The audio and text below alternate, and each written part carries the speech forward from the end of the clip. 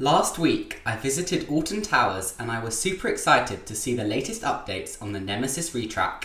In Car Park A, which is the upper car park, there were a few trailers which had the new Nemesis track on them. Before I left the park, I made sure to get a lot of photos and videos of this new track that had just arrived. The cranes that lift the track into place are very near this car park, and when I was there, some supports were waiting to be lifted into position. There were also 5 or 6 sections of the track and a few more supports in this car park. From the look of the track pieces, I think they are sections of the vertical loop and the corkscrew.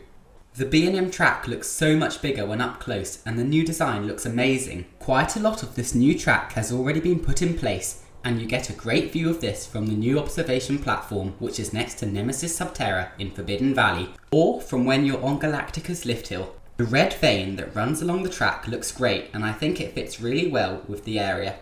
This new track has been transported all the way from Ohio in the USA.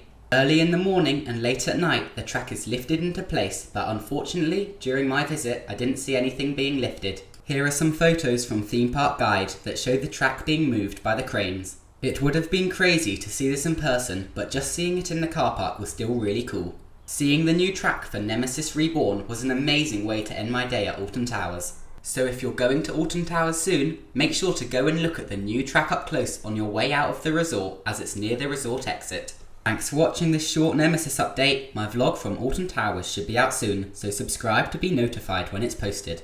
Comment below what you think of this new track design. We'd love to know your opinions.